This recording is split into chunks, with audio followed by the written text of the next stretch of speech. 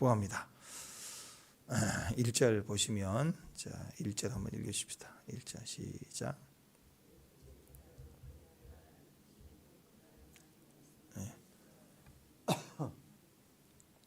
자, 하나님의 말씀이 언제냐? 일곱째 달 7월 21일 날, 이 기간이 장막절 기간이거든요. 유대인의 최대의 축제, 새로운 시작. 그러니까 추수를 마친 유대인들이 가장 많이, 또 시기적으로도 풍성할 때, 그리고 새해 시작, 또 장막절은 주님의 재림을 상징하죠. 또 규칙적인, 지켜야 되는, 반드시 이스라엘 백성이 지켜야 될 3대 절기 중에 한 날입니다. 제일 많이 모여 있을 때, 그때 여호와의 말씀이 선지자 학개에게 임하여 많은 사람들에게 들을 수 있게 하셨다. 여러분, 요한계시록에 요한에게 말씀하실 때도 주일날이라고 제가 그랬죠. 그러니까 성도의 삶에 어떤 상황에서도 꾸준히 말씀의 길을 가면 이게 까마득하고 언제일지 모르는 그런 시간들을 보낼지라도 꾸준히 가면, 주 하나님이 언제 말씀하시냐면 호련히 갑자기 우리에게 역사하실 때는 꼭 정기적으로 꾸준히 드리는 예배에 불이 터져요. 불이. 그러니까 꾸준한 삶을, 믿음의 삶을 살며 새벽에, 또 우리 예배 시간에, 가정도 규칙적으로 드리는 예배 시간, 또 주일날 예배 드리는 예배, 이런 시간들을 하나님이 기억하세요. 그래서 우리 개인적인 반복적인 기도도 중요한데, 공적으로 모이는 교회 의미는 상당히 큽니다. 그랬을 때 우리가 공적인 의미로 모이는 그 시간대에, 그때 하나님 그동안 우리가 기다렸던 일에 축복이 터진다는 거예요.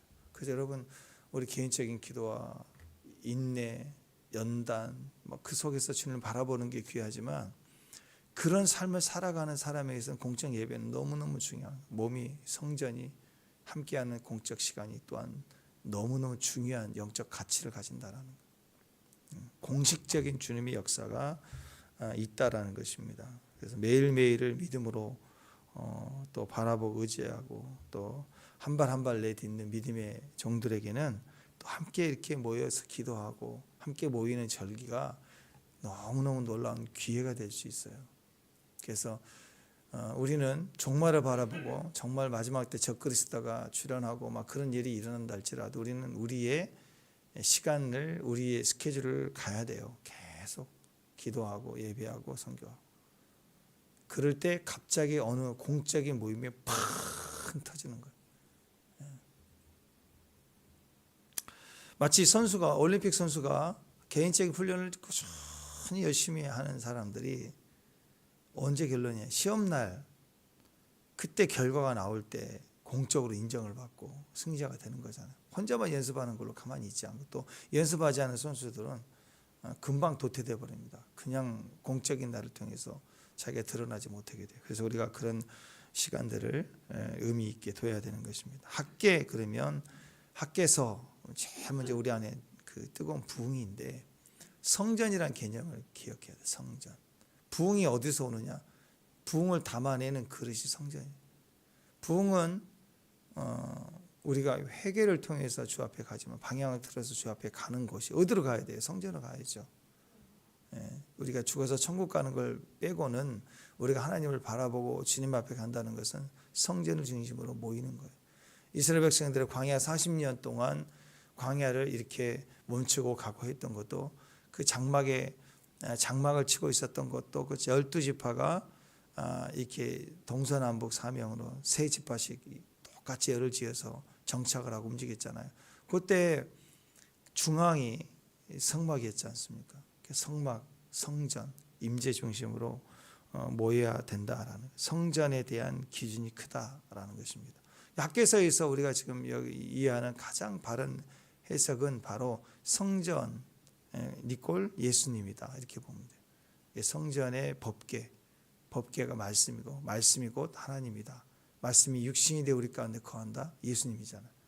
예수님 중심은, 이제 지금 신약 시대 우리는 모든 것을 예수님 중심으로 산다. 이 개념이 부흥의 세대, 부흥으로 가는 역사가 된다라는 것입니다. 오늘 2절에서도 보면은 이제 스룹바벨과 대제사장 여호수아와, 자 1장에서 여기까지 두 사람에게 얘기를 했죠. 이제 하나 더 추가해서 누구에게 얘기하느냐? 남은 백성, 모든 백성, 돌아온 백성들에게 드디어 말씀이 선포됩니다. 그러니까 부흥은 언제 터지냐면 먼저는 선지자들, 또 정치적 지도자뿐만 아니라 또 영적 지도자에게 먼저 하나님 말씀해요. 그러니까 이 땅의 마지막 대부흥이 일어날 때 누구에게 먼저 하나님 부흥의 조짐들이 일어나느냐? 교회에서 조짐들이 일어나요. 교회에서. 그리고 그 교회 중에 리더자들에게 영적인 계시들이 와요. 막 부흥에 대한 갈망과 열망, 음성이. 그래서 이 정치적인 지도자 스룹바벨, 영적인 지도자, 또 여호수아, 이래서 왕 같은 제사장, 우리가 그런 얘기하죠. 왕 같은 제사장. 그래서 깨어있는 종들에게 먼저 부흥의 조짐이 임하고 그걸 품고 기도하고 아멘 했을 때 담장을 넘어갑니다. 그 은혜 혜택이 백성들에게 몸으로 확 전달이 돼버리는 거예요. 그러면 이제 그 몸에 전체적인 부흥이 교회에 폭발이 되고 그게 주님의 오심의 증거가 되는 것입니다. 그러니까 여기 보면은 원래 두 사람한테만 얘기했었는데 1장 12절인가요? 거기 보면은 그들이 받아들이고 그 중간에 그 말씀을 받아들이고 아멘 하는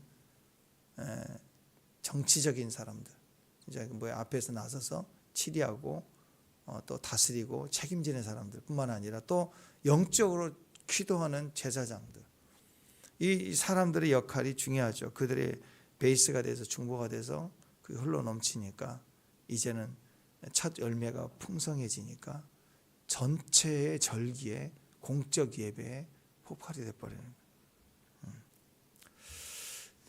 자, 하나님을 경외하니까, 하나님을 경외하고, 어제 1장 12절에 보면 그게 나와 있잖아요.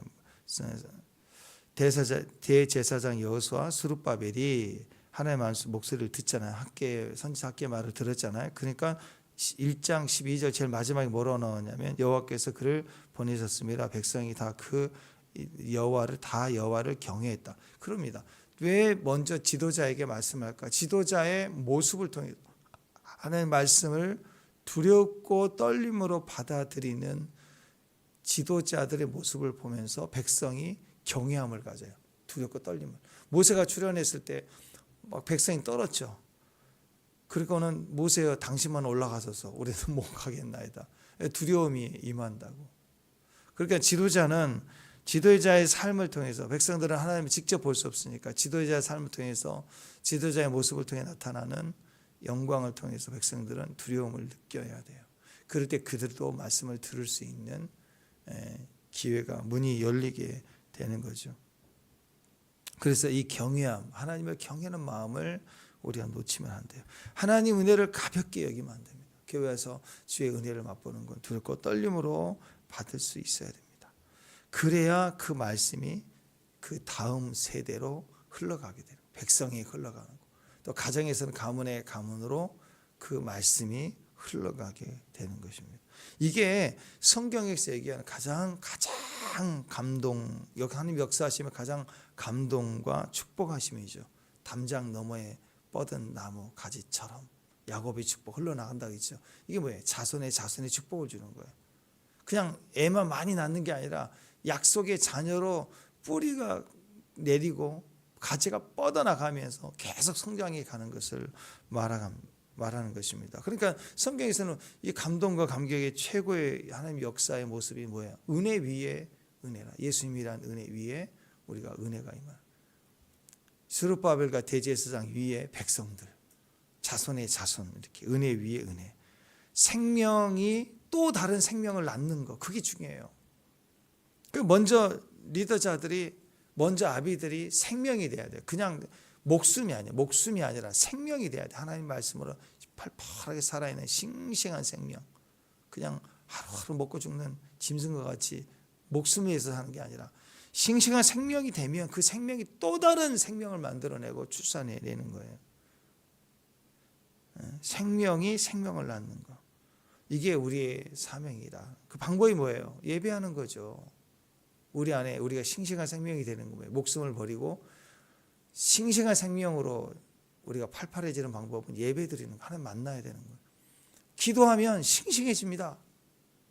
그리고 때로는 막 혼자 도태되는 것 같고 혼자 무너지고 무기력해지고 그래도요, 믿음의 길을 가는 사람들이 때로는 그렇게 약해진 느낌을 받을 때가 있어요. 그런데 전혀 믿음 없이 죽어가고 멸망하는 사람들을 만나면요, 또 갑자기 싱싱해져요. 사명감 생겨요. 그렇잖아요. 뼈가 빠지도록 고생하고 집에 들어와서 몸을 가누지 못하고 식지도 못하고 쓰러져 자야 될 만큼 피곤해도 집에 딱 들어오면 애들 보면 또 힘이 나고 그런 거 아니에요. 그런 것처럼 선교 가야 돼요. 선교 가서 이유가 불문하고 지쳐있어 힘들수록 또 이 사명에 힘들수록 기도해야 하고 힘들수록 예배 드려야 되는 것처럼 힘들수록 선교 가야 부딪히면서 싱싱해져요. 활력을 입고 온다고. 싱싱해져가지고. 그래서 주님께서도 이 돌감람나무, 그냥 버려진 감람나무, 창 감람나무인데 비실비실해서 죽어가면 이건 뽑으면 뿌리를 뽑으면 죽잖아요. 뿌리를 건들면 죽어요. 우리 앞에 이 화단에 그것도 모퉁이에 그 화단에 꽃도 싱싱했는데 그거 밑에 하수구 공사한다고 살짝 드러냈다가 다시 심으니까 팩 죽어버리잖아. 그 건들면 죽어요. 뿌리를 살짝 옮겨놓고 기다려. 그리고 다시 심으면 죽어버려요. 뿌리 건들면.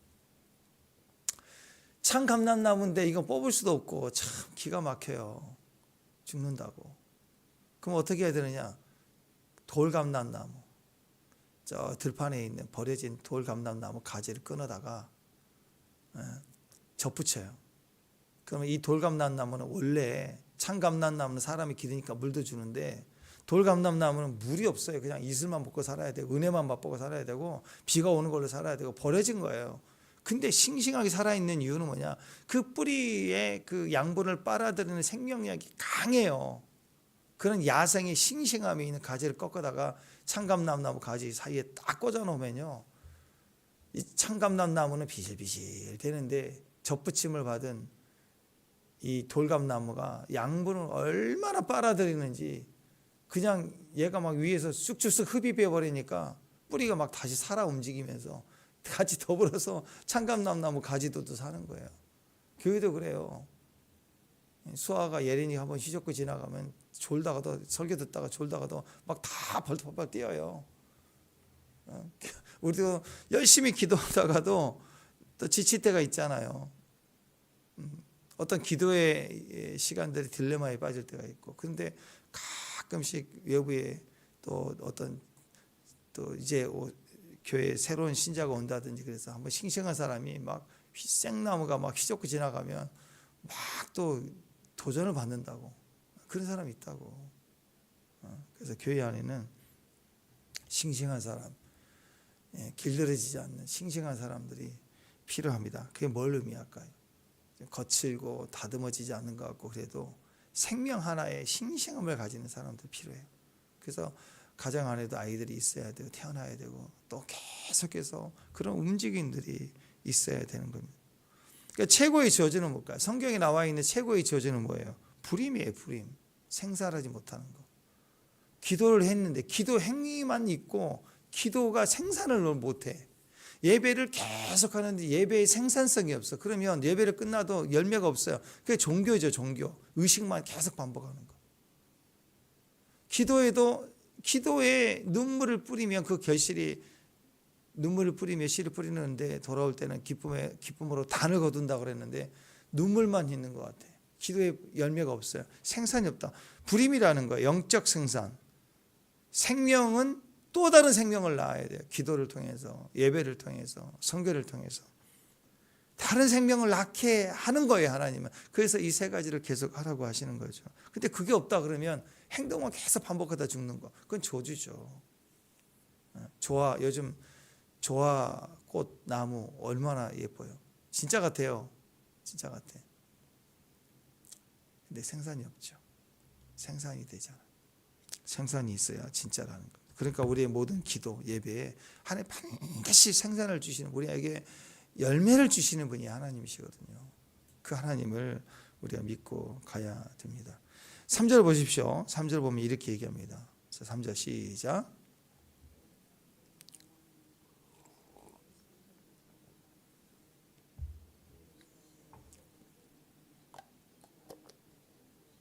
자, 여기 보면은 너네 보잘것 없지 않냐. 보잘것 없다. 이 단어가 아인이란 단어인데 이게 그냥 없는 거예요. 없다. 그냥 존재가 없는 거예요. 예. 없는 사람 취급하는 그런 거란 말이에요. 그러니까 있는데 없대요. 그런 거예요. 존재감이 없어요. 있는데 사람 취급 안 해. 여기 아무도 없네.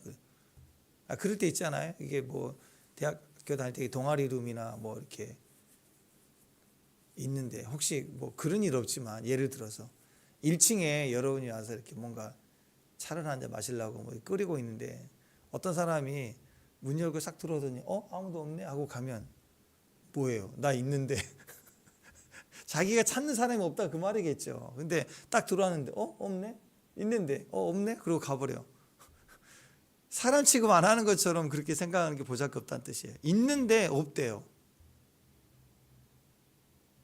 근데 본인이 찾는 사람이 없다는 소리겠지만 만약에 가정에서 엄마를 보고 아빠를 보고 왜 들어와서 아무도 없네? 그러고 가버리면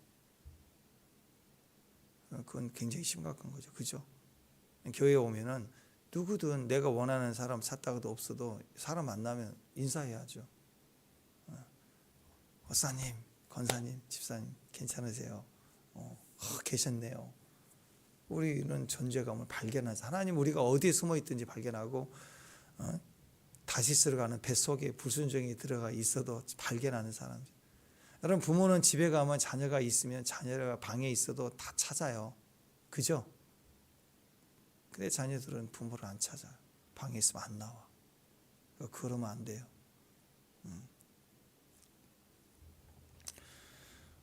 이번 주에 수아도 집에 가면서 수아야 목사님한테 인사해야지. 그러니까 배꼽 인사 그랬더니 박 권사님한테 박 권사님 그 말은 못해도 이렇게 하잖아요. 시키면 애들도 가르치면 해요. 시킨다고. 여러분이 보세요. 막 이렇게 하죠. 여러분이도 인사 시키고 아이들도 하는데 왜 안 돼? 왜? 그 마땅한 거. 여러분 교회 오면 항상 하나님 벤지 목사님 보세요. 그분이 그렇게 쓰임 받았던 것 중에 뭐 많은 연단도 있고 그렇겠지만 뭐니 해도 그분의 시작이 안녕하세요 성령님 그랬잖아요. 그분도 인사부터 잘한 것 같아. 성령님 안녕하세요. 그거 잘했던 것 같아요. 침대에서 일어나면 안녕하세요 성령님. 그렇게 쓰임 받으려면 안녕하세요 굿모닝 홀리 스피릿 해야 될 것 같아. 그러니까 뭐예요? 하나님을 인정하는 거. 일상에서도 침대에서도 교회에서 마찬가지입니다. 그러니까 재생산하려면 성전이라는 것을 성전을 바라보면서 보잘것없다 그랬다는 거예요. 그러지 말라는 거예요. 보잘것없는 게 아니에요. 물론 이해는 돼요. 왜냐하면 솔로몬의 첫 번째 성전이 솔로몬의 성전이죠. 그리고 이스라엘 성전이 파괴되고 나서 다시 스룹바벨 때 70년 만에 돌아와서 지은 성전을 제2성전이라고 그래요. 그리고 또 이것이 무너지고 나중에 헤롯 예수님 당시에 헤롯 성전을 제 세 번째 성전이다 이 얘기를 하거든요.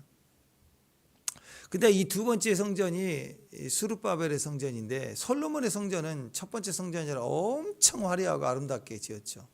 금으로 막 박아놨잖아요. 근데 두 번째 스룹바벨이 지은 성전은 그렇게 화려한 금과 그런 게 아니에요. 나무들 중심으로 해갖고 금이 부족하고 하니까 화려하진 않아요.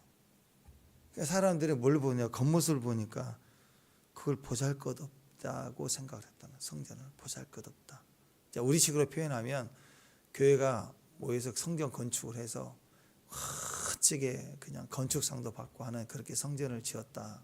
교회당을 지었다. 그러면 거기 교회를 지었다 그러면 야 멋지다 그럴 거 아니에요. 근데 그런 교회 말고 개척교회가 옆에 있다 그러면 에이 저 교회는 좀 조그만하다. 사람들이 교회를 볼 때 향한 마음이 다르다. 자, 그런 상황과 같은 거예요. 비슷한 거예요.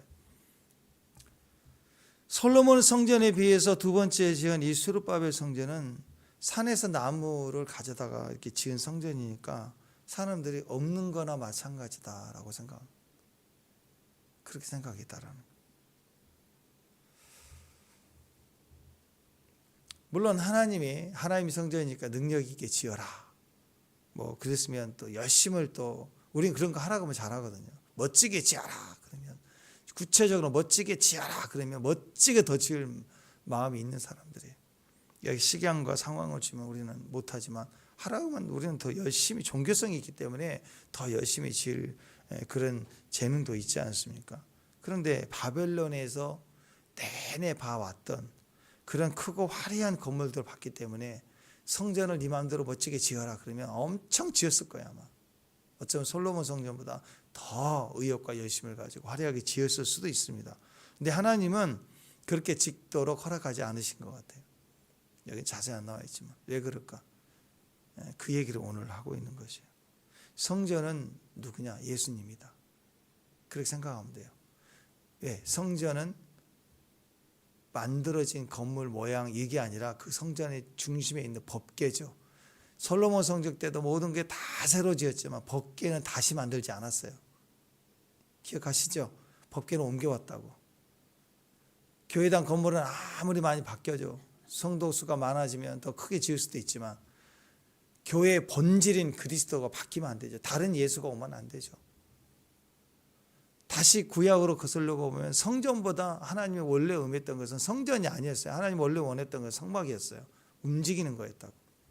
정착되고 고정화된 거 말고 움직이는 거, 언제든지 움직이는 움직임 속에 계신 주님. 거기에는 천막, 겉으로 보기에는 성전이 아니잖아요. 그냥 텐트 같은 건데 보잘것없는 건데 그 그리스도의 가치, 법궤가 있어서 영광이 있다라는 거예요. 그것을 수르바벨 성전 때 다시 재현하신 거예요. 하나님. 겉은 화려하지 않게 지었지만 그 속에 있는 본질은 그리스도라는 거예요. 성전은 그 안에 있는 법궤 말씀이고 말씀은 곧 예수님이고 말씀이 육신대에 거하시는 분이 예수님이니까 성전은 우리가 성전 중심이다. 우리 것은 예수님 중심이다. 말씀 중심이다. 그런 뜻이잖아요. 예수님 이 땅에 어떻게 오셨나요? 화려함으로 오셨나요? 어린아이 약함으로 오셨나요?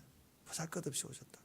평생에 그는 굶주리시고 평생에 그는 마지막에 두들겨 맞으시고 그렇게 누구도 귀하게 여기지 않게 그렇게 이 땅에서 계셨다. 이 예수님 모습이에요. 성전은 그런 거 보잘것없어 보이죠. 그러나 우리가 예수님을 보잘것없이 보면 안 돼요. 없는 것처럼 여기면 지옥이에요. 경외하려 할 줄 알아야 돼. 성막에 있는 영광을 볼 줄. 영광이 중요한 거죠. 성전은 지어졌는데 영광이 떠나면 그거 뺏기잖아요. 다. 근데 다시 지은 스룹바벨 성전이 화려해 보이지 않을지라 무시하지 말라. 껍데기에는 성전이 아니야. 본질이 성전이야. 예수님이야. 그걸 깨닫는다. 우리가 코로나 바이러스 때문에 예배를 제한받고 못 드리게 하니까 모의고사 본 것처럼 실패했어요. 무너졌어요. 교회들은 맥없이 무너졌다. 그래도 어떤 교회들은 구상금 청구해서 없는데 돈 내고 예배를 드리더라고. 그런 교회들이 있어요. 결코 하나님의 교회는 무너질 수 없어요. 그래서 예배 가치를 느끼는 거예요.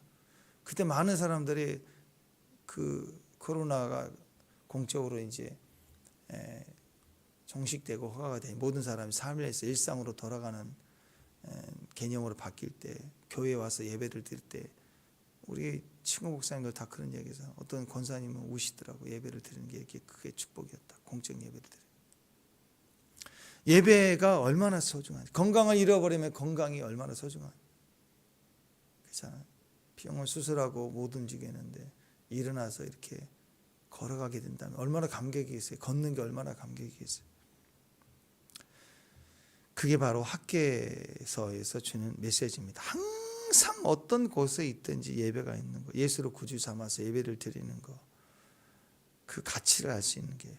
그래서 보잘것없는 성전이나 이 모습이 아니라 겉모습이 아니라 본질이 거기에 계시는 거. 예배가 시작이 되는 거. 그게 가치 있는 거. 이게 학계서 2장의 메시지입니다.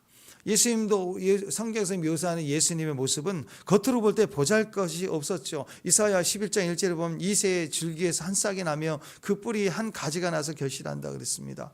한 싹이래요. 작은 싹이 났대요. 봄에 싹 난 것처럼 하나하나. 이걸 이사야 53장 같은 데서는 또 순이라 그랬어요. 순. 그는 주 앞에서 자라나기를 연한 순 같다. 연한 순, 작다. 작은 순, 연한 순, 지극히 작은 새싹. 그 아이 막 태어나서 가끔씩 100일도 안 된 애 교회 나올 때 있잖아요. 엄마가 이렇게 싸우면 아우 막 요만해 앉지도 못할 만큼 하나디 연한 순 새싹. 그렇게 예수님이 이 땅이 그런 모습을, 예수님이 처음 이 땅에 우리에게 보이신 모습이 순 같았대요. 작은 새싹, 여리여리한 새싹. 이사야 11장 10절에는 잘 들으세요. 이렇게 얘기합니다. 그날에 이새의 뿌리 한 싹이 나서, 이새의 뿌리 한 싹이 났대요. 근데 만민의 기치로 쓸 것이요 열방이 그에게로 돌아오고 그가 거한 곳이 영화로우리라. 아멘. 우리 눈에는 지극히 작은, 근데 만민의 기치로 온 열방의 승리의 깃발로 쓸 것이고, 열방은 그에게로 승리 아래에서 다 엎드려 돌아올 것이고, 그리고 그것이 거룩한 곳, 영광스러움, 영화를 입을 것이다 라고 얘기합니다. 그러니까 교회의 모습이 보잘것없고 작고 개척교회고 그래도 그 우습게 보지 말라는 거예요. 거기에 승리의 깃발, 십자가가 승리로 서게 될 때 온 권세와 능력과 힘과 그 모든 세상 힘들이 꺾여요. 다 엎드려요. 엎드리고 돌아올 것이고, 그리고 영광을 입게 될 거예요. 그 싹이 예수님이니까. 그 모습을 어디서부터 시작하시느냐? 성전에서부터 시작하시겠대요. 그러니까 우리가 예수님 붙들면 어떤 일이 벌어질까요? 어떤 일이 벌어질까요? 싹으로 보이지만 마지막에는 우리는 영광으로 끝나게 되는 거예요. 우리는 다 싹입니다. 그죠? 거듭났지요? 아멘? 네, 거듭났어요. 지금 포로로 잡혀갔던 그들이 5% 돌아왔어요. 너무 작고 연한 순 같아요. 거듭난 존재로 보면 이제 예수를 믿고 거듭났어요. 막 아이들이 태어난 지 몇 주 안 된 아이들 같은 걸로 우리가 일단은 거듭났어요. 났는데 능력이 없어요. 맨날 울고 질질 짜고 하잖아요. 그죠? 안 짜시나? 막 짜요. 막 징징거리고 근심되고 걱정되고. 우린 연한 순이기 때문에. 그러나 보잘것없어. 내가 나를 봐도 보잘것없어도 아니래요. 예수님이 그런 것처럼 예수님이 붙들면 싹인데 모든 영광을 얻게 된대요. 우리의 종말이 마지막에 요한계시록에 우리의 모습은 완전한 영광으로 마치도록 계획이 되어 있어요. 우리는 그 과정 중에 있는 거예요. 우리는 거듭났기 때문에. 우리 역시 그의 싹이니까. 그러니까 지금 우리는 예수님 붙들면 되는 거예요. 붙들면 싹이지만 마지막에 영광으로 끝나게 된다. 예수 믿어야 됩니다. 주님과 동행해야 돼요. 그래야 끝이 좋아요. 끝이. 우리 이름이 오늘 바뀝니다. 끝이 좋은 사람. 이미 끝나게 돼. 우리는 끝이 좋은 거야. 끝이 좋게 돼 있어요. 보시기에 좋았다라가 창세기에 결국 수평선은 꾸준히 그 값어치를 가지게 됩니다. 그러니까 믿어야 되고, 그래서 기도해야 되는 거예요. 그래서 헌신해야 되는 거예요. 우리는 종말을 알기 때문에. 지금 죽어도 천국이니까. 그러나 우리의 겉은 예수님의 모습처럼 십자가를 보고 또 우리 삶의 모습을 보면, 거울을 보면 이사야 53장 2절처럼 그는 주 앞에서 자라나기를 연한 순 같고 마른 땅에서 나온 뿌리 같아서 고운 모양도 없고 풍채도 없은즉 우리가 보기에 흠모할 만한 아름다운 것이 없도다. 거울 보세요. 얼마나 개체하고 주름만 늘은 것 같고 여기는 또 기미가 끼고 안 그래요? 네. 안 그래요. 우리는 끝이 좋은 사람이에요. 지금을 보고 그래.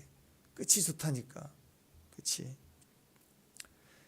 사람 눈으로 보잘것없어 보일지라도 그러나 껍데기로 보지 말라. 껍데기로 보는 게 가장 미련하다. 생명으로 보라. 생명을 출산하고 있는가. 화려하고 멋진 대리석으로 지었지만 그 안에 생명이 없고 역사만, 옛날 기록만, 스토리만 있고 아무것도 없어. 지금 now 지금 하나님 임재가 없다. 아무것도 아닌 거야. 그냥 건물이에요. 건물.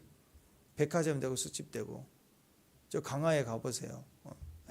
저기 영종도에 왕상 거기 교회 없어지고 카페 해가지고 가운데 뚫어놓고 사람들 모이고 유튜브 뭐 땅지통 그런 데 보면 지방에 막 교회들이 막 나와요.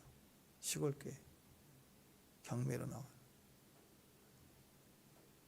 그거 다 창고로 쓰고 그런다고. 우리 유럽과 비슷한 얘기들을 이제 가지는 거예요. 여러분, 중요한 건 겉모습이 아닙니다. 상황이 그렇다는 게 아니라 그 안에 예수님이 계시면, 개척교회라도 거기에 예수님이 계시면 된다. 그래서 이제 막 개척해서 사모님하고 목사님하고 애들하고만 예배 드리는 교회라고 합시다. 교회. 그럴지라도 두세 사람이 모인 곳에 내가 그들 가운데 있다 그랬죠. 예수님이 거기 계시면 겉에 보기에는 아무런 보잘것없는 교회 같아도 거기는 음부의 권세가 이기지를 못하는 권세를 두셨다 그래요. 그 권세가 그 안에 있는 걸 믿어야 되는 거예요. 아멘. 수르바벨 성전을 볼 때 그걸 봐야 돼요. 예수님이 우리를 돌아오게 하셨다. 우리가 모였다. 모인 곳에 영광이 있다. 임재가 있다는 거예요. 이게 성전이에요. 성전은 여기다가 성전이라고 써야 성전이 아니라 성전의 기능을 해야 성전이에요. 교회는 만민을 위해서 기도하는 것이다. 기도하고 예배하는 성전의 기능을 해야 그때 성전이신 예수님의 역사가 있어서 그 끝이 좋아요. 역사적으로 유명한 그리고 한국에서 알려진 그런 큰 교회가 되었다 할지라도 그 성전의 기능을 해내지 못하는 교회는 가면 갈수록 흐려지고 약해지고 쪼개지고 나눠지고 박살난다고. 근데 이 어려운 시기에서도 성전의 기능을 해야 돼. 가정은 가정의 기능을 해야 된다고. 그럴 때 계속해서 하나님 우리에게 끝이 좋게 해주시는 거예요. 끝이. 세상은 갈수록 복잡해집니다. 아무리 노력하고 애쓰려고 해도 혼돈스럽지요. 마지막이 점점 지금 또 막 중국이 일본이 뭐 전쟁 준비한다고 또 난리를 치고 막 그런 거 보세요. 갈수록 혼돈이 되죠. 갈수록 갈등 상태로 막 들어가는 것 같아요. 근데 우리는 믿어야 됩니다. 우리의 마지막은 예수님이 답이다. 우리의 마지막은 승리가 될 것이다. 무조건 예수님 믿어야 돼요. 안 믿는 사람은 예수 믿게 해야 되고 믿는 사람이라면 우리의 삶에 우리의 사명 우리 역사 가운데 계심을 또 믿어야 될지 상급 주시는 것을 믿어야 돼. 우리는 성전이신 예수님을 붙들어야 돼. 그 말은 우리의 성전의 기능을 해야 돼. 그럼 끝이 좋게 되어 있다. 끝이 좋게 되어 있다. 4절에 보면 그래서 이 성전을 볼 때마다 껍데기를 본다. 껍데기를 보면 낙심하지 않아요. 낙심하지 말래요. 굳세게 굳세어라. 자 4절 시작. 그러나 여호와께서 이르노라 스룹바벨아 스스로 굳세게 할지어다. 여호사다가 대전 여호사야 스스로 굳세게 할지어다. 여호와의 말이니라 이 땅의 모든 백성 스스로 굳세게 하여 일할지어다. 내가 너희와 함께하노라. 만군의 여호와의 말. 굳게 할지라 굳세게 할지라 굳세게 할지라 계속 반복해서 얘기하죠. 네. 스스로 굳세게 할지라. 스룹바벨아 왕 같은 제사장이에요. 백성들아 이 말은 뭐예요? 너희는 예배하라. 너희는 선교하라. 너희는 기도하라. 어떻게? 굳세게 하라. 기도하라. 굳세게 하라. 선교하라. 굳세게 하라. 예배하라. 계속 반복하는 거예요. 임마누엘이에요. 왜? 내가 너와 함께함이라. 그래 굳세게 해. 내가 도와줄게. 밀어줄게. 뛰어. 그 얘기 아닙니까? 굳세게 하라 이거예요. 예수님 붙드는 것이 굳세게 하는 겁니다. 임마누엘로 우리가 서 있는 것이 굳세게 되는 길입니다. 그게 메시지. 어디서? 성전에서. 보잘것없는 성전이라고 말만 하고 구경만 하지 말고 성전으로 들어가서 성전의 기능을 하는 게 굳세게 되는 거예요. 성전의 기능을 하라는 거예요. 천막인데요. 근데 그게 성전이라니까요. 영광 있는 법궤가 있다니까요. 헤롯의 성전처럼 화려한 뭐예요? 그거 내가 3일 만에 짓겠다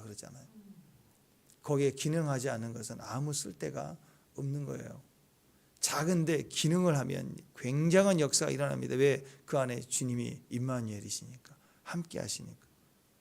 우리 가끔씩 하나님 임재가 느껴져요. 너무 감사해요. 그러고만 있으면 뭐예요? 임재를 느끼고 안 느끼고 중요한 게 아니라 느꼈으면, 임마누엘을 알았으면, 임마누엘을 안에서 뭐 해야 돼요? 느끼면 기도해야죠. 느끼면 예배해야죠. 느끼면 성경 가야죠. 임재가 느껴져야 되지만, 임재를 느끼면 기능을 해야 됩니다. 기능. 그때 우리의 모습을 보배라고 합니다. 보배. 7절. 자, 오늘 이름 바꿀 게 많아요. 끝이 좋은 사람. 아멘. 여러분 끝이 좋은 사람이죠? 아멘. 지금 이름을 말자로 바꾸세요. 우리 끝이 좋습니다. 마지막 때 사람이에요. 말자.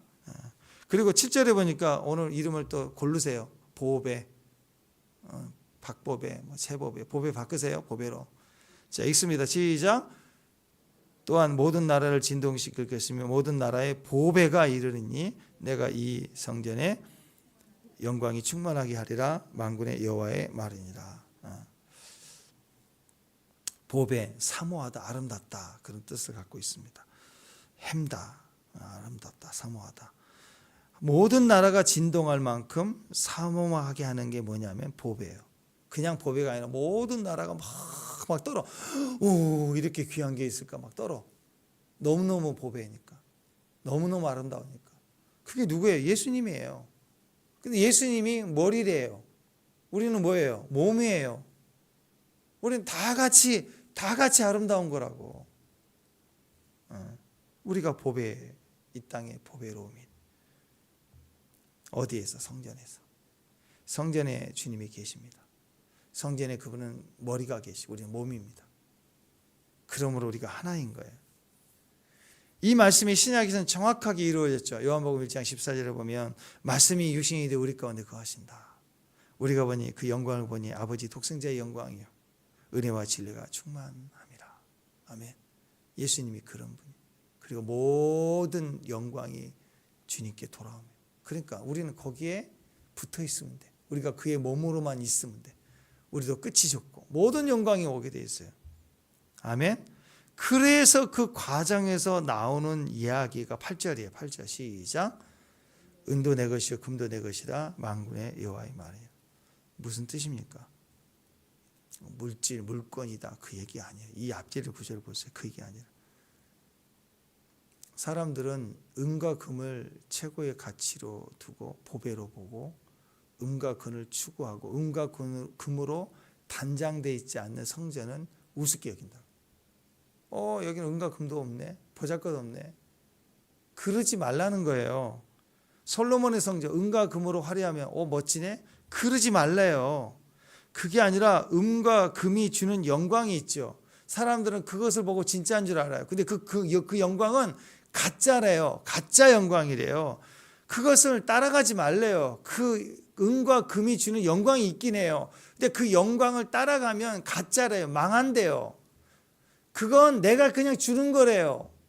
그건 영광이 아니라 내가 영광인데 진짜는 내가 영광이고 은과 금은 내가 주는 거예요. 주는 것 가지고 그것이 영광인 줄 알고 그리고 내가 주는 건데 자기들이 만들어서 금과 은을 붙여서 그게 영광으로 섬기는 걸 종교라 그래요.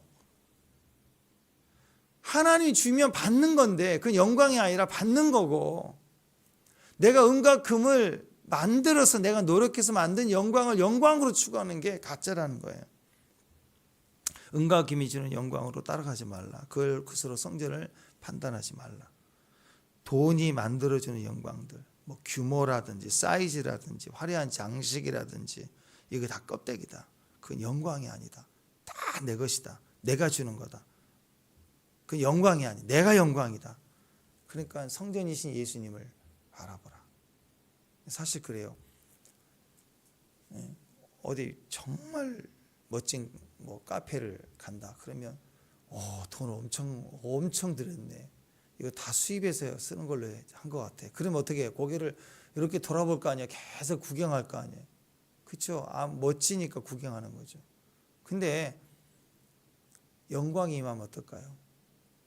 운이라고 바빠요. 고개 숙이고 주님 앞에 영광에서 눈 뜨고 말똥말똥 볼 수가 없어요. 영광이 임하면 뿌옇게 구름이 끼든지 내가 정말 통곡하며 주 앞에 서 있든지, 그래서 보이는 게 없다고, 앞이 뭐가 배지 않는 사람 된다고. 그게 영광이라고요. 성전에서 예배드리면서 말똥말똥한 영광이 없어서 그래. 영광이 나타나면 모든 사람들이 엎드려서 주 앞에 있을 수밖에 없는 거예요. 그게 영광인 거예요. 주님만 보이는 거예요. 은과 금이 안 보이는 거예요. 장식이 뭘로 되어 있고 인테리어가 뭘로 되어 있는 게 안 보이는 것이 영광이라고. 그건 다 내가 주는 거래요. 한번 뺏겨봤잖아요. 70년 동안 다 뺏겼잖아요. 망했잖아요. 근데 다시 와서 보잘것없다고요? 아니래요.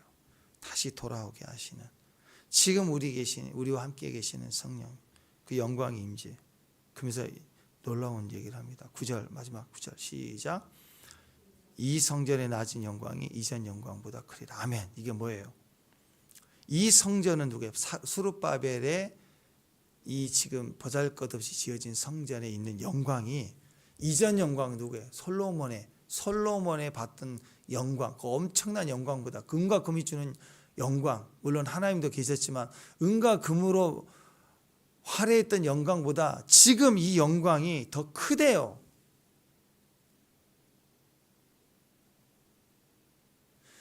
유대인을 통해서 오시는 언약의 하나님보다 나중 영광이 더 크대요. 이방인의 구름을 타고 오실, 이방인 교회를 통해서 역사하실 하나님의 영광이 더 크대요. 그리고 마지막에는 어떻게 되느냐? 온 땅의 영광이 하나가 돼서 형제가 연합이 돼서 더 커진대요. 이 성전의 나중 영광이 지금은 보잘것없어 보이지만 나중에 온 천하가 엎드리고 그 안에 순종하고 영광이 나타날 그 영광을, 이전에 솔로몬 때 너희가 봐왔던 과거의 그 어떤 영광보다 더 클 것이다. 만군의 여호와의 말이다. 내가 이곳에 평강을 준다, 승리를 준다, 완전함을 줄 것이다. 만군의 말. 영광은 내가 주는 거다. 나의 영광을 보라 이거예요. 여러분, 장차 오실 예수님을 말하고 있습니다. 앞으로 우리는 갈수록 그 영광을 더 크게 볼 거예요. 윌리엄 시모가 벌써 150년 전에 돌아가신 마지막 아저씨들의 엄청난 부흥을 보면서 막 거기는 구름이 막 다녔다잖아요. 그리고 실제로 LA에 그 소방서에 기록이 남았대. 3번이나 불이 났다고 거기에 불 끌어왔는데 연기가 가득 차서 막 불 끌어 들어왔는데 불은 없대. 연기만 가득 차고. 그 기록이 있대요. 그렇게 교회 안에 하나님의 영광이 막 임했다고. 그때 그는 마지막 그 얘기를 했대요. 하나님 지금 보여주는 게 100년 뒤에 어마어마한 영광이 이 땅에, 이전에 본 적이 없는 영광이 이 땅에 임할 거라. 많은 믿음의 사람들이, 영광의 주역자들이 그런 예언을 했습니다. 언제인지 모르지만 마지막 때는 그리스도의 영광이 올 걸 예언했다고 저는 생각합니다. 그러니까 지금 개척되는 교회, 지금 작은 교회들을 우습게 보면 안 돼요. 여러분, 지금 여러분의 모습, 오늘도 이름 바꿔주잖아요. 말자, 보배. 나는 끝이 좋은 사람. 어떤 상황이야? 현장이 힘들 때 현장에서 외치세요. 나는 끝이 좋은 사람. 결정 났다. 결론 난 거야. 이건 결론 난 거야. 우리는 과정이 있을 뿐이죠. 믿음으로 기도하고 승리하는 저와 여러분 되시기를, 형통할 수밖에 없는 사람이라는 걸 믿고 선포하는 평강의 사람, 저와 여러분 되시기를 주님의 이름으로 축원합니다. 기도하겠습니다. 하나님, 주님의 결론을 우리에게 주심을 감사합니다. 우리는 반드시 끝이 좋을 수밖에 없다. 성령이 내셔야 하시는 성전으로 기능하게 도와주옵소서. 예배자, 기도자, 선교사 되겠습니다. 우리의 기능에 하나님의 영광을 나타내 주옵소서. 예수님 이름으로 기도합니다.